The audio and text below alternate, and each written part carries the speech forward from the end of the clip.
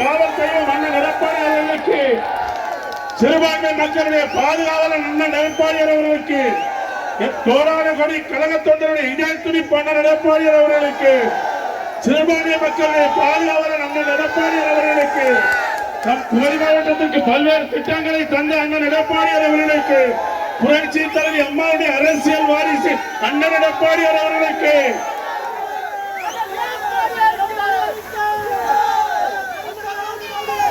சென்று கொண்டிருக்கும் கழக தொண்டர்கள் இதோ பொதுச் செயலாளர் அவர்கள் கொட்டாரம் தாண்டி வந்து கொண்டிருக்கிறார்.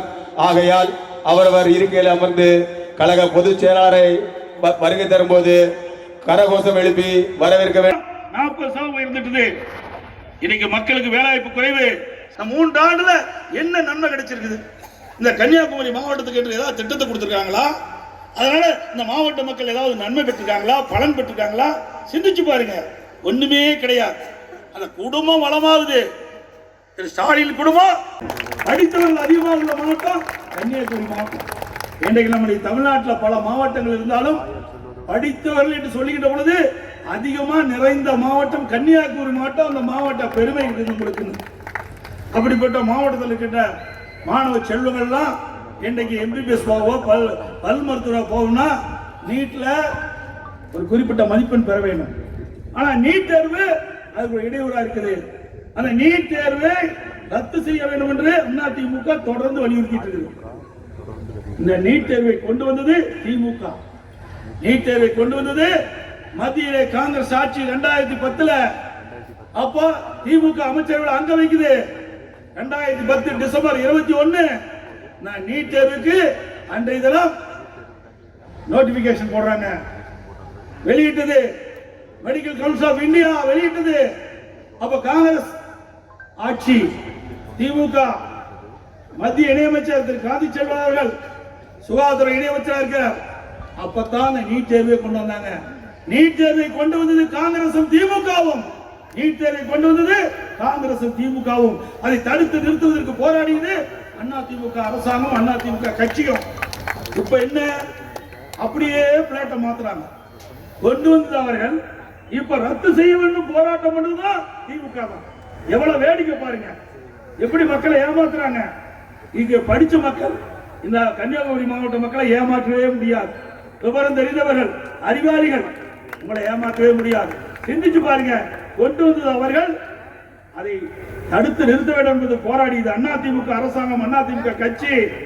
இன்றைக்கு அதற்கு கொண்டு வந்தவர்களே இன்னைக்கு அதை ரத்து செய்ய வேண்டும் என்று போராட்டம் பண்ணுவது வேடிக்கையானது ஒன்று. மக்கள், நீங்க வீடு நீங்க 1000 ரூபாய் கட்டிட்டு இருந்தா 2000 ரூபாய் கட்டணும். 1000 ரூபாய் வரி கட்டிட்டு இருந்தா 2000 ரூபாய் கட்டணும். அதிமுக 1000 ரூபாய் வரி கட்டினா திமுக ஆட்சிக்கு வந்த பிறகு 2000 ரூபாய் வரி கட்ட வேண்டும். அது மட்டும் இல்ல, கரண்ட் பில்லு அதிமுக ஆட்சியில விலை ஏறாம பார்த்துக்கிட்டோம், கட்டணம் உயராம பார்த்துக்கிட்டோம். இன்றைய தினம் 52% விலை உயர்ந்துச்சு. கரண்ட் பில் உயர்ந்து போச்சு 52%. 52% உயர்ந்தா எப்படி மக்கள் தாக்கு பிடிப்பாங்க? சிந்திச்சு பாருங்க. கிட்டத்தட்ட 2000 ரூபாய் கட்டுறீங்க, 3000 ரூபாய் கட்டுறீங்க. அது மட்டும் இல்ல, ஸ்லாப் குறிப்பிட்ட யூனிட்டுக்கு மேல போனா டபுள் சார்ஜ். கிட்டத்தட்ட 2000 ரூபாய்க்கு ஏற்கனவே அதிமுக ஆட்சியில் கரண்ட் பில் கட்டிட்டு இப்ப 5000 ரூபாய் கட்ட வேணும். திமுக கட்சி நிர்வாகிகள் இன்றைக்கு போதைப் பொருள் கடத்துவதில் ஈடுபட்டு என்பது நிறுவனமாகிவிட்டது. அப்புறம் எங்கெங்க போய் போதைப் பொருளை நிறுத்த முடியும், தடுக்க முடியும்? இன்னும் கூடுதல் சொல்ல வேண்டுமென்னா, சட்டமன்றத்தில்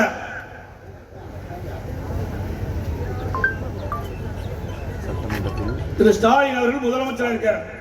காவல்துறை மானிய கோரிக்கை வரும்போது மதுவிலக்கு ஆயத்துறை 22, 23வது அந்த கொள்கைகளுக்கு குறிப்பில் குறிப்பிட்டிருக்காரு.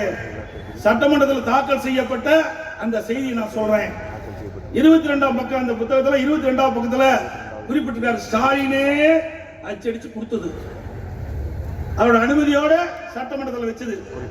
22வது பக்கத்தில் சொல்றாங்க, கல்லூரிக்கும் அருகிலும் பள்ளிக்கு அருகிலும் கஞ்சா விற்றதாக 2138 பேர் கண்டறியப்பட்டிருக்கிறாங்க.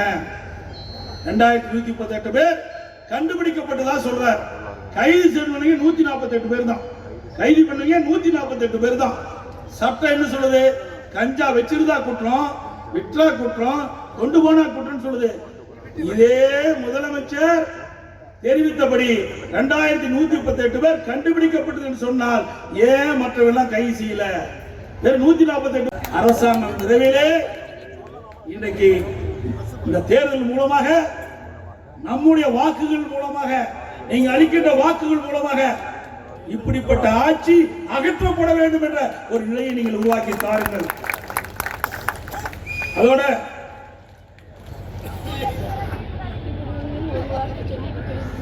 ஒற்றை விரலால் ஓங்கி அளிப்போம்.